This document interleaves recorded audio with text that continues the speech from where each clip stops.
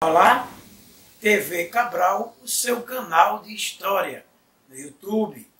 Hoje vamos dar continuidade à história do Brasil, a República Brasileira. Nessa segunda fase, se caracteriza e se chama de República Oligárquica, ou República Velha, ou República dos Coronéis. É uma fase política que o último presidente da República da Espada, Floriano Peixoto, ele consolidou os militares, limparam, vamos chamar assim, limparam o terreno e deram as condições para que essa república fosse consolidada. A partir abre-se, né, até os anos 30, até os anos 30, quando estoura, entre aspas, a chamada Revolução de 30, se encerra esse período. O que é que marca esse período? É um período marcado pela manipulação política. Os coronéis eram a base política do país, na chamada política dos governadores, quer dizer, a base dessa república eram os coronéis, era o poder local, poder esse manipulado pelo voto de cabresto, os currais eleitorais. Como o voto não era hoje secreto, como é hoje, nós vamos iniciar as eleições municipais, para vereador e para prefeito, o voto não é hoje que é secreto, o voto era aberto. Então, os coronéis com seus currais, por exemplo, os coronéis davam emprego aos trabalhadores rurais e garantia na manipulação, na violência política, essa república. Outro detalhe, por que ela é chamada de café com leite? Porque eram as oligarquias paulistas, que nós vivíamos o café, era o produto mais importante ainda, né?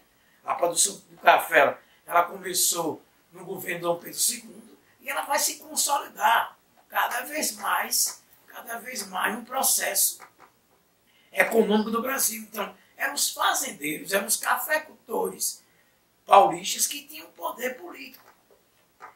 E os fazendeiros de Minas Gerais, por isso que criou esse nome esse chavão de leite, café com leite. Então, a República Brasileira estava na mão desses dois estados.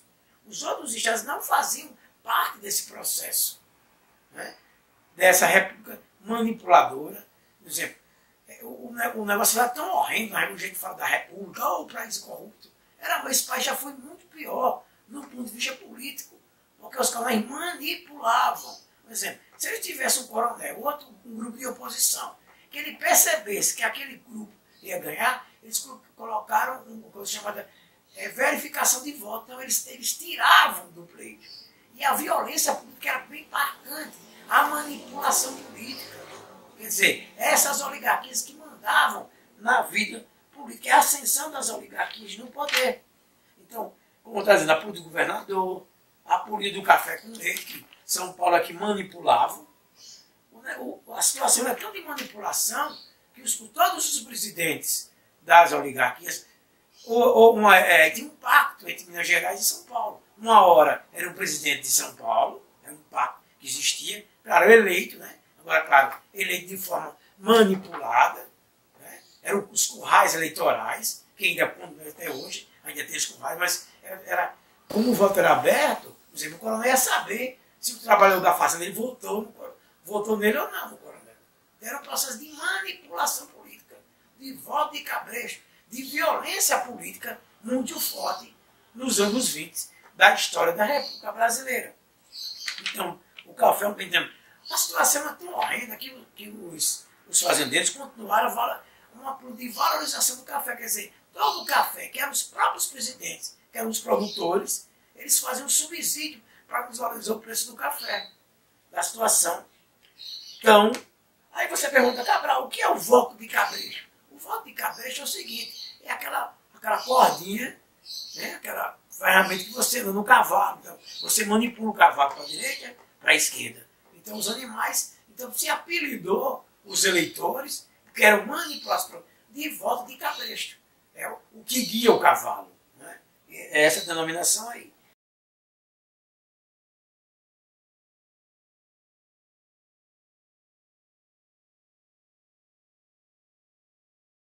Diante dessa situação, na segunda fase, eu vou falar dos presidentes, né, na segunda aula, mas vamos logo lembrar, o primeiro presidente civil foi o Paulista Prudente de Moraes. Ele vai aplicar de Revolução de Café. Mas essa república oligarca, ela vai ter contestações, vão ter movimentos que vão começar a questionar. Só para a gente começar, vai ter um movimento chamado Guerra de Canudos.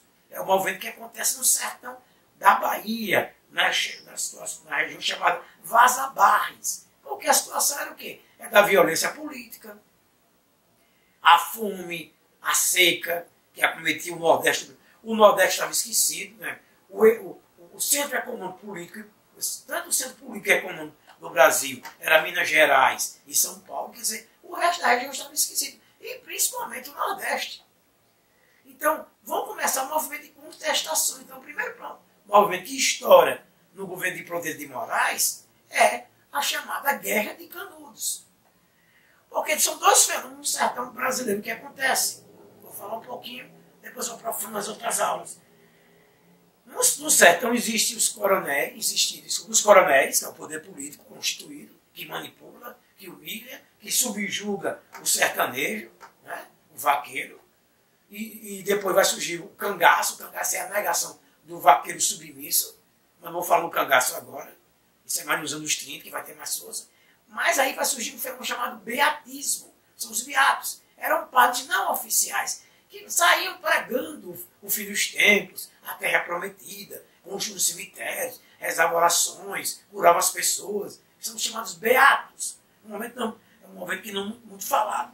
Dentro desses beatos que oravam, que rezavam, se destaca um, que o nome dele é Antônio Mendes Maciel, que é o Antônio Conselheiro.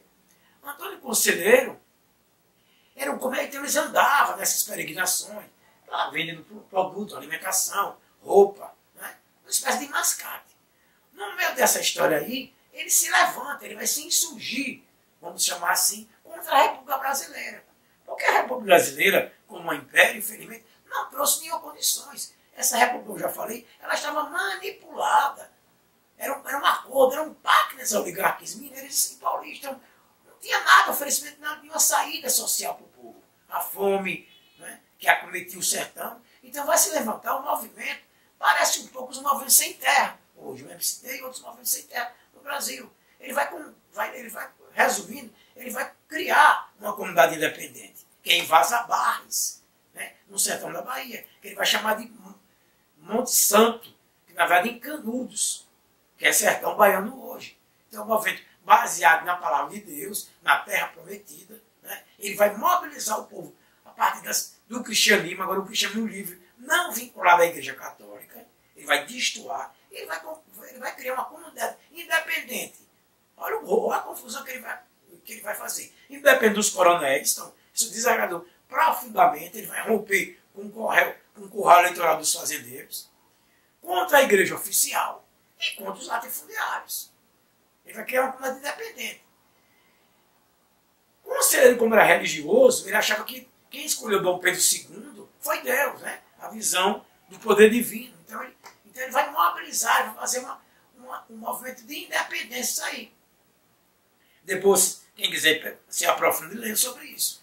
Mas a situação, para finalizar, para não ficar muito demorado, a questão do sertão da Bahia é o seguinte: vão ser 4 incursões do Exército Brasileiro para acabar com Canudos. Só na 4ª incursão que consegue acabar com essa comunidade de pobres, de humildes, de sertanejos, que vão enfrentar o Exército Brasileiro. O Exército, assim, já consolidado na República Brasileira. Ele vai ser acusado de movimento antirrepublicano, mas, na verdade, o movimento se levantou diante da situação, diante da agonia que os governos, né? Depois vou citar todos os presidentes da República, não avançava, como eu coloquei, né? Sintetizando, o voto de cabresto, a manipulação política, a violência política, o voto era aberto. Então, esse era o contexto da República dos anos 20 no Brasil. Diante desse movimento, vão surgir outros movimentos, que é o tenentismo. É o tenentismo. Eram jovens oficiais do Exército Brasileiro que vão se levantar contra essa República Oligarca. E esse movimento vai acontecer pelo governo de Arthur Bernardes, que é o governo do presidente Arthur Bernardes, e o último governo da República Oligarca, que é o Austin Luiz. Então vão ter vários levantes, como o Forte de Copacabana, né? Eles vão tentar invadir o quartel para derrubar o governo da República.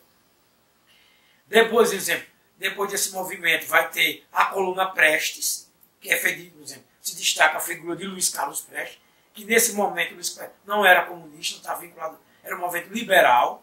O que é que os tenentes lutavam? Lutavam contra o fim do voto de cabresto, o fim da corrupção, da manipulação política. Eles queriam acabar com essa manipulação, que o coronel é que garantia os votos para o deputado garantia os votos para o governador. Por isso que chama política dos governadores. Então, esses tenentes vão fazer isso, e esse nome se espalha. Depois vai ter a coluna Isidoro Dias, em São Paulo, feita por militares do Exército, que tentavam destruir o governo. Por exemplo, a que mais se destaca é a coluna Prestes, porque eles vão percorrer 25 quilômetros do Brasil, propondo o levante e propondo destruir o governo. Não logra esse movimento. Né? E depois esse movimento vai se espalhar. Né?